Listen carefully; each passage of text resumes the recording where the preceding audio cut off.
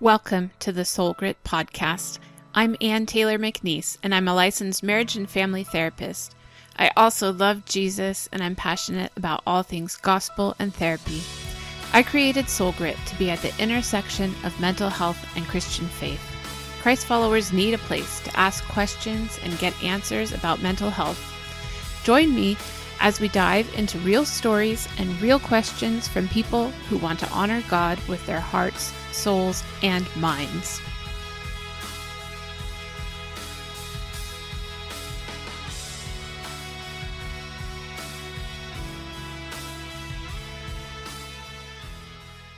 Well, I want to welcome my friend Christy Bean to the podcast today. Christy and I have known each other since we were teenagers, practically. We were in a freshman dorm together at Stanford, and she was one of my first friends there. And we kind of bonded over being on the same floor together, as well as being in Bible studies together. And I don't know, eating lunch in dining halls and going on little trips and things like that. So we have lots of good memories together, all up through the years and weddings and babies and all of that. So really happy to have you here today, Christy. Would you like to introduce yourself and share a little bit about what you do and your family and all of that? Sure. Well, thanks, Anne, for that nice introduction. Yeah, you also are one of my oldest friends as well. I think we were 18 when we met, so it's been a while. We won't mention how many years that's been. No, for my own sake as well. So I am, let's see, I guess I could just say I am married kind of newly married. Yeah. It's been about almost 3 years now. Yeah. And I have an 8-month-old little girl named Lily. Mm-hmm. And I live in Washington State. Mm-hmm. And I trained to be a doctor or a pediatrician. And kind of somewhere along the line decided I did not enjoy that line of work. And so now I work in pharmaceutical industry, kind of desk job, which is a much better fit. Mm-hmm. And let's see what else. I think that's it. Okay. So after having trained to be a doctor, like, you worked really hard, went to Columbia, you worked your tail off to get there, and then had one of those disruptive moments where you changed courses. And Yes. yeah, and now you get to do a work from home job, which is kind of nice since you have a new baby. Yeah, no, that was definitely a disruptive moment. I mean, it seems like a long time ago now. It was about, I think it was almost 10 years ago now. Yeah. Since I kind of changed course, but it was definitely a challenge, when you spend so many years going in one direction, and then it's a moment of self-realization when you realize like what you actually enjoy, what kind of environment you like to work in. And it's amazing how little of that I understood until I was actually kind of doing the job In the field. Yeah. right. And it took a lot of difficult moments to make that realization, and it was very scary to kind of just leave something that I had invested so much work into. So, Yeah. But it was worth it in the end. Yeah. And it all prepared you for where you are now. Yes, definitely. Mm-hmm. So one of the reasons that I invited you to come talk to us today, Christy, I love this, form of podcasting because it's just like two friends having a conversation, and then other people get to overhear, because I think all of my friends are super interesting and that everybody would want to talk to them. So here you go, everybody. Here's my friend Christy. Super interesting.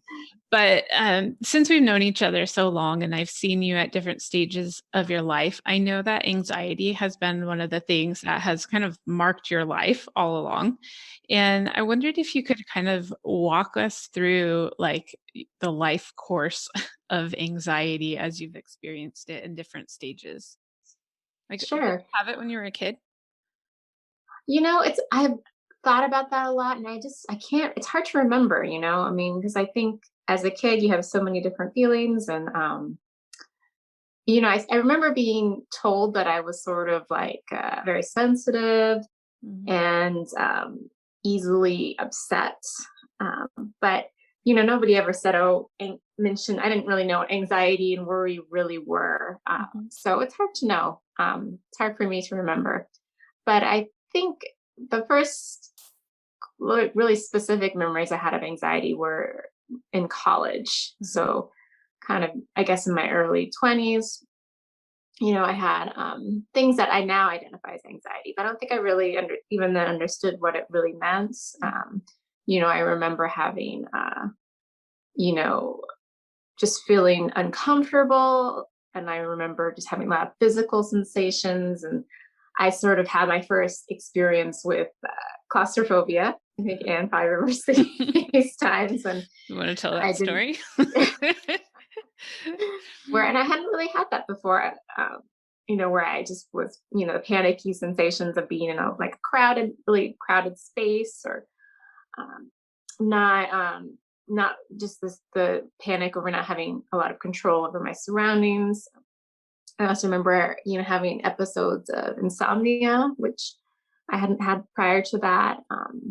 So I mean, but these were all sort of discrete incidences, and it wasn't.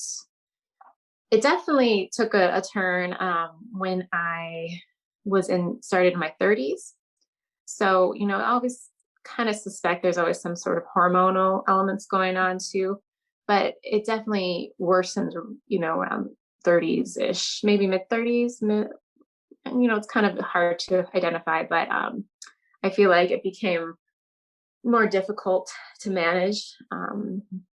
And that's when I started to, I've had experience with, different counselors over the years seeking help, even as early as college. Mhm. I remember going to see, I think at that point it was a psychiatrist, Okay. um, who sort of gave me a counseling session, but, ended with just like giving me a bunch of medications, which I didn't really take any of them. And that was kind of my first experience. And it wasn't necessarily a pleasant one either. I don't remember being like feeling encouraged or even understanding really like what was going on with me, Mhm. in any real way.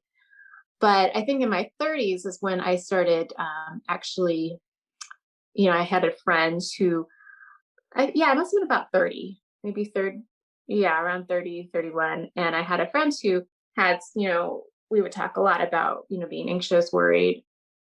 And she was the first one who encouraged me to go see a counselor. So I went to see her counselor. And that was actually a Christian counselor. And it was interesting because she really wasn't, she was nice, and but I'd never seen anyone until I'm like, well, must be what counseling is like. You had no basis for comparison. And but looking back, I don't think we were the right fit. Just in terms of her style.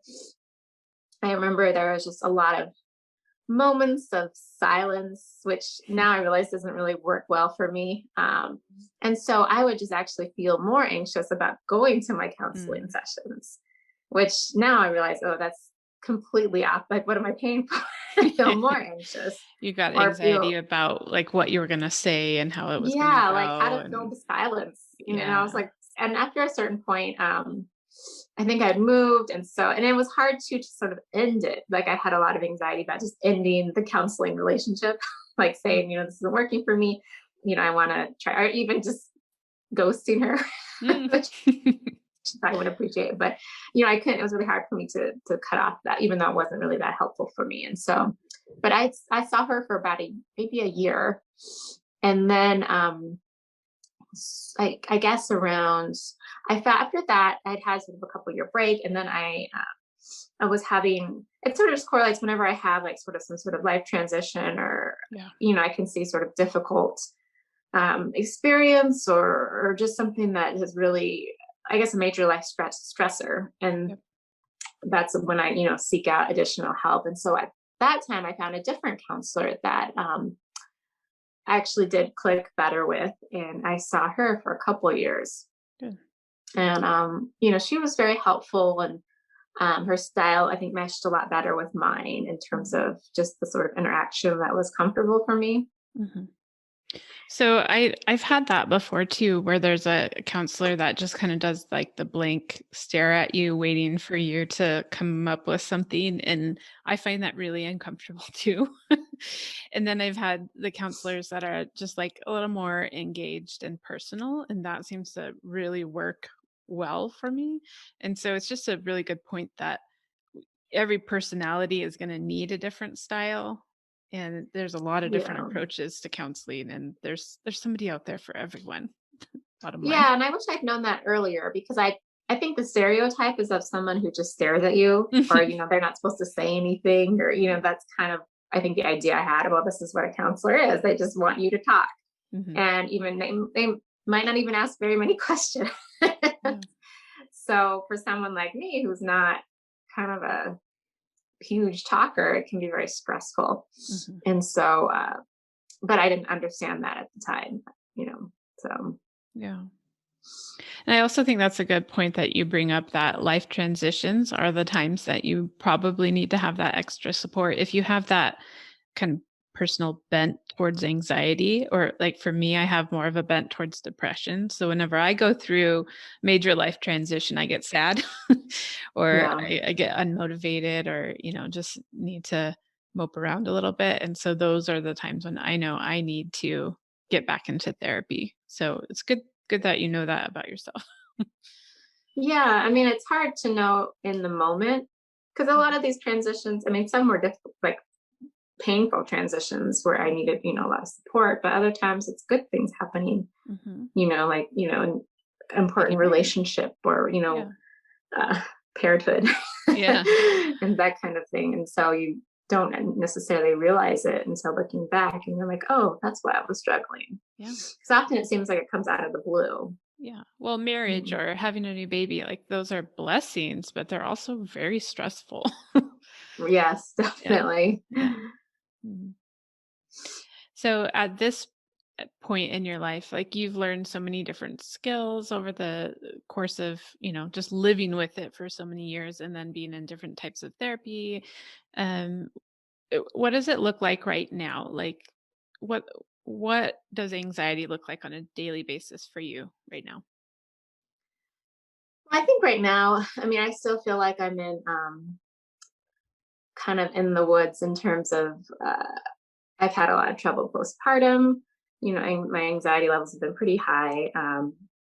And so, I feel like it's definitely more of a day to day struggle. Ever since I had my daughter, with, having to do a lot of work, I think, to, manage my thoughts and kind of take moments out and reassess and take breaks and have more frequent counseling sessions and do a lot of interventions to sort of you know make things a little more easy manageable.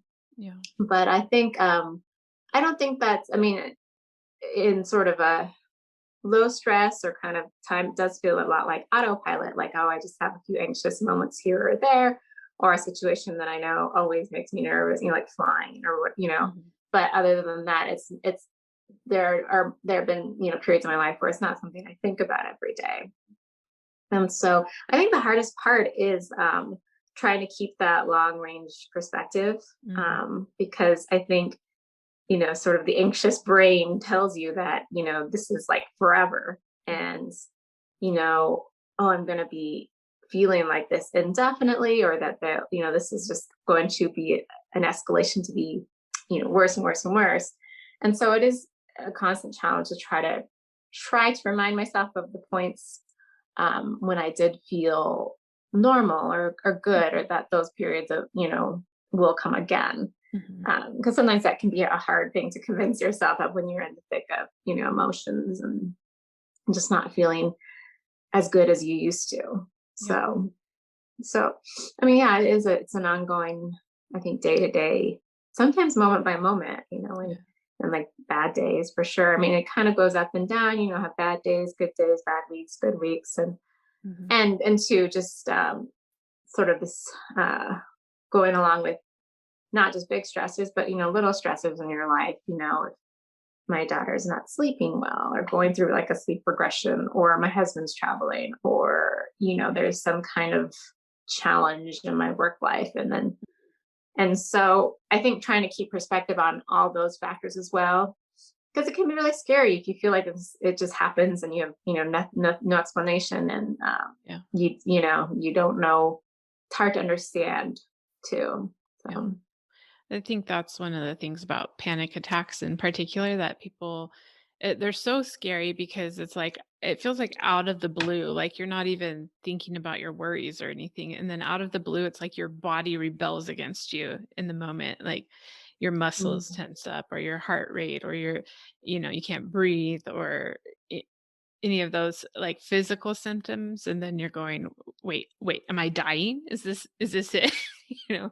And yeah, especially the first few times that happens, like, that is super scary because it is, like, a physical thing that interacts with your mental state, and until you learn some techniques to kind of move through it and to know that, "No, you're not dying, and this will pass, and it usually lasts this many minutes, and then it will be over," like, that's really scary. yeah, no, definitely. And thankfully, I haven't had too many like full blown panic attacks. I mean, it's more just like this ongoing Mhm. tension or feeling this uncomfortable feeling in my body of um I don't know what it was, feeling like something bad's going to happen, just some very physical sort of sensations. Um, but no, I definitely have had periods of like really high levels of anxiety, or Mhm. um so yeah. Yeah, it's So, comes as and goes. somebody that has struggled with anxiety for a long time, what changes did you notice after you had your baby? A lot. I mean, I think there's a huge physiologic component to it. I mean, I definitely, and the hard part was I don't feel like people really prepared me. I mean, I'm a doctor and I have had anxiety for many years, and I've heard a lot about postpartum Mhm. mood disorder. I mean, honestly, I've heard more about postpartum depression. Yeah. So it wasn't really on my radar that I would have more anxiety after. I didn't even know that you could have postpartum anxiety, or that, I Mhm. mean, I knew that they were somehow connected, but for some reason, I mean, I was just so focused on having a healthy birth and all that, that Mhm. it didn't even occur to me. And I had a very challenging, a pretty challenging birth. I had like a 3-day induction, and then I had, some medical problems, and was in the hospital for like a week after the birth. So I think it was a not, Yeah. there was a lot of stressors, but I didn't realize that I would feel this like intense emotions Mhm. right after delivery. And it was just not, yeah, I just don't think I was fully prepared for that. And so it was very unexpected. And um, I kind of didn't understand. I just thought maybe it's just because of the stressors or what I'm going through. Mhm. Um, and then, it continued on through, I'd say that the first couple of months were very difficult, with just a lot of Yeah. really high levels of anxiety and just feeling really stressed. And, as I mentioned, I had these ongoing medical problems that hadn't really resolved associated with pregnancy. And so there were definitely some triggering things, and then just sort of rehashing my experience in with the birth and the things that, were didn't really go that well. I mean, thankfully, we're all safe. My daughter's safe, but she had to be in the NICU for a couple days. And Mhm. I just think at that point in time, like a more vulnerable time, it's easy to sort of fall into the anxiety pit when you're Mhm. feeling uncomfortable to begin with. Your body's not the same. Yeah. All these like physiological changes. So I mean, I'm surprised so many women get through it really, It's a without miracle. any Yeah. mood problems. And Well, um, even as a person that did not experience like postpartum anxiety or anything, like I know having 3 babies, like how hard it is. And like I can remember crying to another mom thinking, I'm not going to get through it, like with my third one. And her telling me, like, get past the 4 month mark and you'll be okay. And I'm like, I don't think I can do it. One of these kids mhm. isn't going to make it or me, you know? But so even Yeah. for somebody that doesn't have mood or anxiety um, issues around the postpartum period, like it was still really hard. So then add on that, like the predisposition towards anxiety, like that, yeah, it's really hard. Yeah. Yeah, and I think a big thing is I wasn't expecting it. I mean, I guess I was like postpartum depression, I've never had a problem with depression like this, I don't know. It wasn't even something I was thinking about. And so, and it definitely it has improved. But I do think it's still something I struggle with, regularly, just feeling, one day I just wake up and I just feel anxious and it's like, okay. And, or, as little stressors come along, they seem to be, more impactful on sort of how I feel on a day-to-day basis. And I think too, there's this huge transition period of, first time mom. I have been how many years? Well, we're not going to go into years, but of, Let's just say late 30s. well, that's more detail than I would give, but yes, Okay. late in life mom. But I guess I just had not realized. You hear about how difficult it is to have an infant. Sleepless nights, the sort of lack of control of your time, and then you have this new being that you love so much, and then just another source of worry. If they're not doing everything completely as expected, or you haven't heard about this particular thing, or so there's just a lot of transition and challenge, I think, and probably one of the most challenging transitions I've had. I mean, Yeah. it's amazing. It's amazing to be a mom and to have this experience, but also, it feels like a huge life shift. And so I think, that contributes to, feeling worry or anxiety. And I definitely had moments where I was like, oh, how am I going to make it for another 18 years? Or, this is really hard. This is, and just the childcare, if you haven't really done childcare before, I mean, a lot of boring moments and a lot of like things that you didn't, physical challenges, I've been breastfeeding and pain, and I have like all these, I mean, maybe because I'm later in life, but I have so many like physical ailments now. Like I have back pain, I have like wrist problems. Um, Yeah. so I think all of that just combined, it's can be a lot. And so that's why I think it's really important that I have to like try to take it day by day. And if one day is too hard, then I'll be like, okay, well, I have to just take it, moment by moment. Um, and thankfully, I mean, things have calmed down a lot. My daughter sleeps pretty good now. And, I think, I mean, the anxiety piece, I think, like always, I think takes, it's a longer process, but, I try to, as I mentioned, have sort of it's harder to see if you're improving or not. Like, I think you really want to know that, but I think it's difficult. I mean, it's like if you're going up a mountain and you can't really see like where you're at. I mean, it feels like you've made like 0 steps. But I know that, I've come a long way since when I like first got out of the hospital and was like, had trouble like getting my pajama out of my pajamas and all of that. And I wasn't showering and all this stuff. So I think, but sometimes it's hard to remember that because you just want to go back to like the way I felt before. Yeah. Yeah. And it's never going to go back to the way it was before because now you have a new person. Right. So I have a question.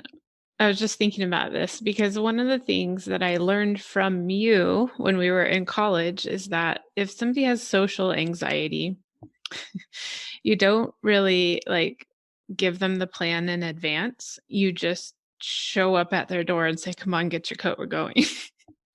I didn't realize I taught you this lesson. Yes, this is what we learned. If you want to hang out with Christy, don't tell her we're making plans. Just show up and take her. Go get the pizza or whatever. Like that's how we learned with social anxiety. If we gave you too much time to think about the plans, you would find a way to get too anxious about it, and so you wouldn't do it.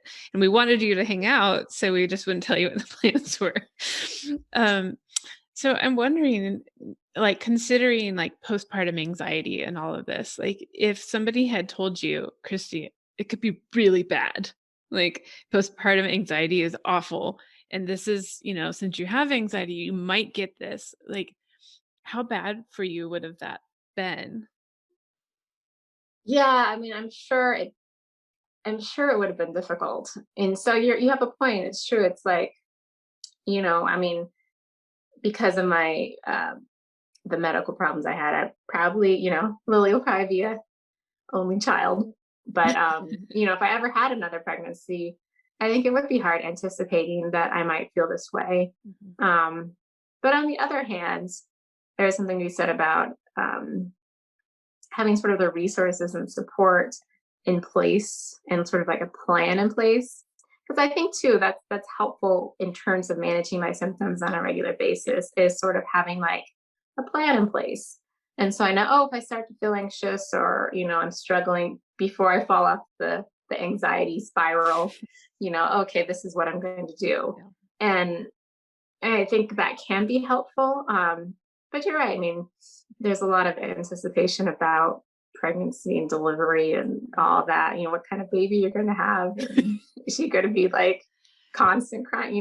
There's this so much uncertainty that imagining yourself in sort of some sort of horrible anxious state would be challenging. It is funny though. I hadn't even thought about that, but I didn't know you guys had that. Oh no, I revealed our secret. I think you've told me that before. I just kind of have forgotten. But yeah, it's true. I did have a lot of I'm like, just gonna show up at the Seattle airport sometime and be like, "Come get me." Yeah. yeah, no, Um, that's true.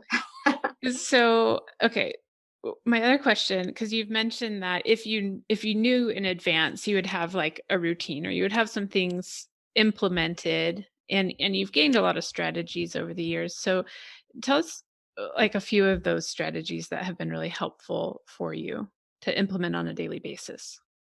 Yeah, I mean, I think it's, and this is something I've learned from my current therapist that I started going to, and it was great too because she was like did sort of specialized and like only works with moms and women who are going through these things. So, Perfect. but kind of a lot. I think the strategies that we talk a lot about are regarding thinking about what you're thinking about, which is something I've always known, but for some reason it always seemed like kind of silly to like write out a plan for what you're going to be thinking about. Yeah. I don't know, but actually those little things can, I think, do make a difference. Because I remember I had heard before about, oh, you're supposed to like write out like these statements and read them to yourself every morning and night. And I'm like, well, like that's going to make a difference. That, it just seemed like a silly exercise or just pointless or, but I realized, so I started doing that this time around and, I would use like Bible verses. I think it's helpful too, as I sort of went through kind of a lot of my common fears, because as I'm going through counseling, you kind of identify what the common fears are. And like one of my big ones is like, I'm always afraid that I won't be able to handle whatever is to come, just this vague, I don't think I can handle this, whatever, this vague, whatever that means. Yeah. And so then I would kind of like identify these specific fears that I can see coming up over and over again, and then go into the Bible and like look up specific verses about that. And then, so then that can be like your list of like, statements based on God's word or based on the Bible verse or even the Bible verse itself. Yeah. And so I started doing that and I would read it like every morning and at night. And I don't know, it's just like, even though it's just, a short, like 5-minute thing, I think those things, I mean, do stay with you. And as you do it over and over again, for, as you go into a few weeks or more, then you start to remember them throughout the day. And so it just made a lot more difference than I thought it would. And so I think there's a Retraining lot your of, brain. yeah, I mean, there's a lot of like small things that seem like that they wouldn't really make a difference. But I think cumulatively, they all kind of add up together in terms of, renewing your mind and sort of changing your thoughts or intervening in your thoughts before you, and that's the hardest part, I think, is sort of identifying like when, oh, I'm going down a bad thought pattern, and getting to it before Mhm. get to a point of no return, like invested an hour or whatever of thinking about something Yeah. that you can't really control. So yeah, I think there are a lot of things. I mean, other things have been, sometimes it helps if I'm particularly worried, like say like a doctor's appointment or some kind of scary event coming up that is concerning to me. I mean, sometimes it helps to, you know, uh, tell yourself that, okay, I have permission to worry about this after the doc or right before the doctor's appointment or after I get the results. Until then, every time like I feel the worries, you know, coming up that, oh wait, no, it's Monday night is when I'm going to be hashing through all this. Yeah. So And usually, scheduling your worry. yeah, like I've heard before, you're supposed to do it like every day, but that has been less helpful for me, I think, just because. But that can be, I mean, that can work too. But for me, it's in more like about specific events, and just so then, because usually I don't even spend a ton of time Mhm. after the event thinking about it necessarily. It's just sort of giving me permission to think, okay, well, I have a plan in place for when I'm actually going to work through all these. So that's another thing, and I think too, right, and similar to what I was talking about, writing out, verses or statements and kind of keeping it in hand. So if I do feel a moment, and I don't do this that often, but every once in a while when I have like a intense anxiety moment, having something with you that you can whip out and like refer to, like kind of what you're saying. Oh, this is just temporary. These feelings will pass, or they're, that kind of that you can think about in your clear moments, but are less hard to access when you're just not feeling good. Yeah. And I think too, one of the most helpful things that I've learned recently is about, I think one of the biggest parts of anxiety is that it, if you're scared of it, like not even scared of whatever it is you're worried about, just scared of the actual fear itself.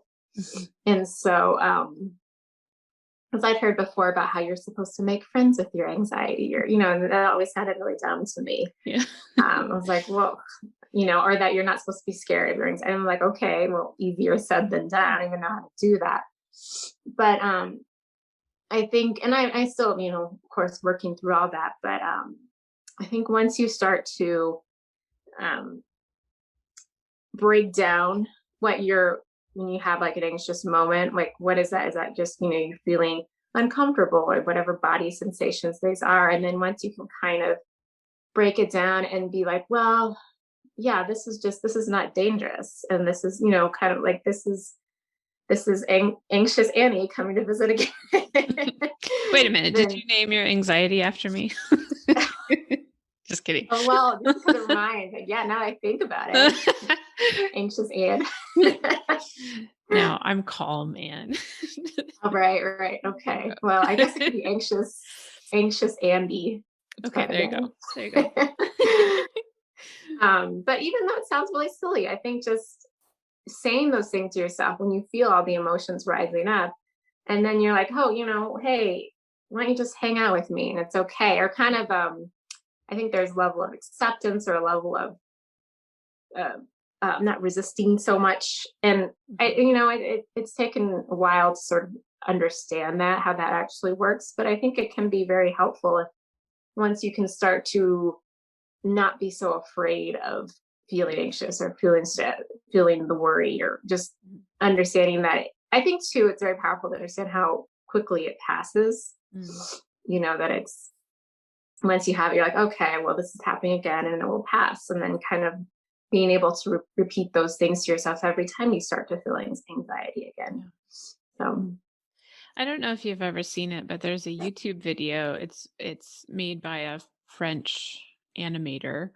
It doesn't have any dialogue, but it's a cartoon and it's a woman that has anxiety, and her anxiety is personified by a blue crocodile, and it follows her around and it prevents her from making the phone calls that she wants to make and from talking to the man that she wants to talk to and all these things. And she keeps trying to like trap it or shut it up or get rid of this blue alligator that's always with her, or crocodile, I think. And then one day she finally decides that she's just gonna make friends with it, and it kinda tags along with her, and she's able to talk to the guy, and she's able to make the phone call and all that stuff, and I think it's a really, good illustration of what you're talking about is, like, we can fight, fight, fight against the anxiety, or we can just be like, "Well, there it is, it's with me again, and we're just gonna go ahead and do the things we need to do, even though the anxiety is still present, because I know, like, I don't have to let it interfere anymore." Right. Yeah, that's the goal. Yeah. It's Uh, challenging though. Like yeah. all these things I'm talking about, I mean, are I think can be really helpful and really powerful, but there's definitely it takes a lot of time. I mean, a lot of persistence and doing it over and over and over again. And, you know, and I don't think it, they're all just helpful tools in your toolbox, I guess you could say. Um, but yeah, I mean, it definitely takes time and practice.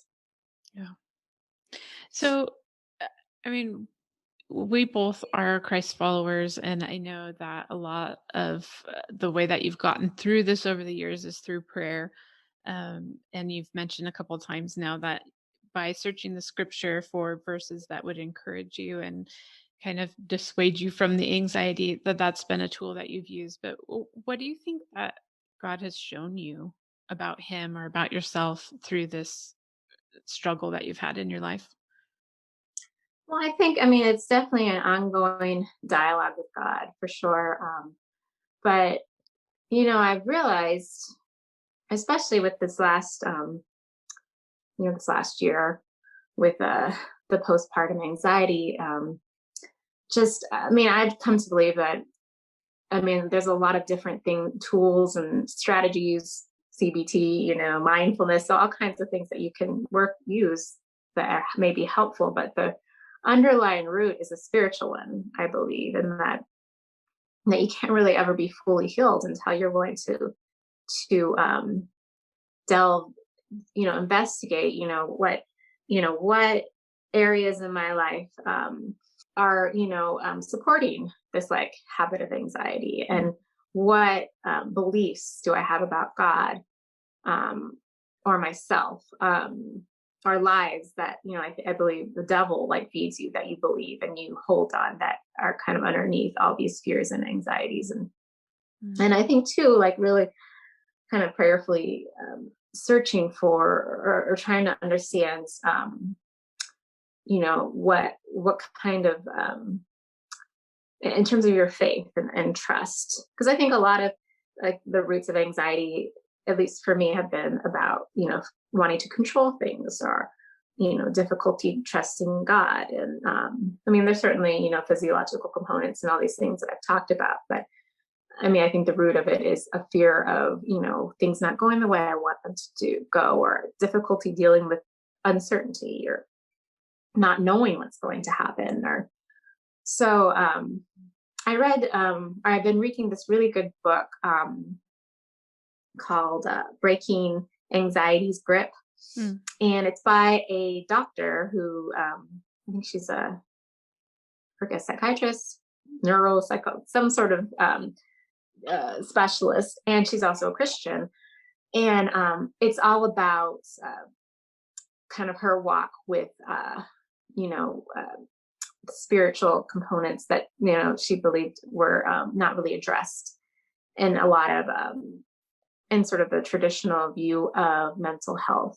And so that's been really, like, I think really key. There's just a lot of, she really talks a lot about the power of God's word, Mhm. and kind of refuting fearful or toxic thoughts, and also about the power of praise and worship, which for me has been really huge. I think that is like the single most, more than anything else, that can help me through, like, when I'm feeling really anxious or worried, or just, even like prayer sometimes, and it's still like the feelings are still there. And sometimes that's the only thing I can do is just turn on worship. I have like a worship list of all these songs I've collected, and just really, sit laying there and really listening to the words. And I think praise worship is so huge and kind of warding away kind of the devil's lies. And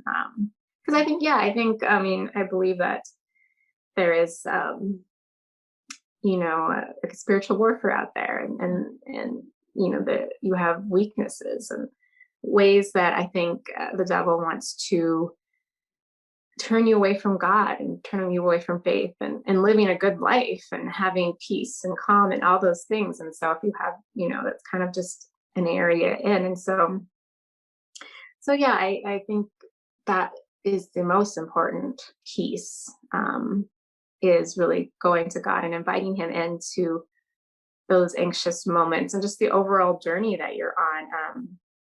For me, like an ongoing every day, an everyday basis of, and even like going to God with those questions that you don't understand about why do I have this, or, Mhm. why is it so difficult, or asking him like exactly what are you trying to teach me through this. And I think believing too that God has a good plan for, um, even me having struggling with anxiety, that there's something really good that will come from it, and some powerful work that he is doing within me Mhm. through having fear and having to struggle against anxiety. Mhm. And then also identifying that, it's not like who I am. Yeah. That's not, I'm Christy, I'm an anxious person, or, that kind of It's not your respect. identity. Yes, that, because I think without God, then it's hard to find other things Mhm. that bring you value or worth. I mean, you kind of just say, okay, well, I'm this or I'm that, or but I mean, it's hard to have anything else to identify about what Yeah. brings you value or worth. And so if you Especially do when just you've been through those transitions in your life, like, "Oh, I'm Christy, I'm a doctor." "Oh, well, you're not that anymore." Or, "I'm Christy and I'm a single person." "Well, no, now you're a wife and a mom." Like, you can't all of those things are, temporary in life, or, like, Jesus is the only thing that stands the test of time right, to right, base your identity. yeah. And then I think too, at least for me, I mean, every single issue that I struggle with or identify as sort of a root of like this anxious feelings or thoughts always come back to something about my faith. Mm. So Wow, that's really good. I feel like this leads us into like that wrap up question that I ask all the guests, which is, what do you do for soul care? And so it sounds like you've been telling us a little bit about that right now, but do you have any other things that you'd like to add? How do you care for your soul? well, I've been doing walks every day, Good. because for a long time I was like hard to move off the couch or lately, but I started walking, and I think that has been really really good. Like every day I, strapping my daughter into the stroller and we go walk, even if it's like, raining, or lately it's been kind of hot, but even, just getting outside and, feeling, being in natural light and all that, Yep. I think that's made a huge difference, and something I didn't really think about either. Hmm. It's good So stress relief. Yeah. yeah, yeah, just I think there's something about being outside that can be just Mhm. uplifting. Yeah, Um, that's yeah. good. Hmm. Cool. Is there anything else you would like to share with us? I think you covered my life story. Well, I really appreciate you being vulnerable here, because I know it takes bravery to think, okay, well, I don't know how many hundreds of people are going to eventually hear this and It could be know. thousands. Let's pray for that. Yeah. Let's keep sharing the podcast and we can grow, because there is hope. Like you were just saying that you hope that for some reason, like God allowed you to have this struggle in your life and something good is going to come out of it. And I'm not going to say that it's that you got to share your story on this podcast, but it is that you get to minister to people out of the pain that you've had. Like there's a purpose for this, whether that's with your daughter or with your mother or with your husband or with your coworkers or your friends, or a larger audience, who knows, that God is going to use that, because there's always purpose in the pain that you've had.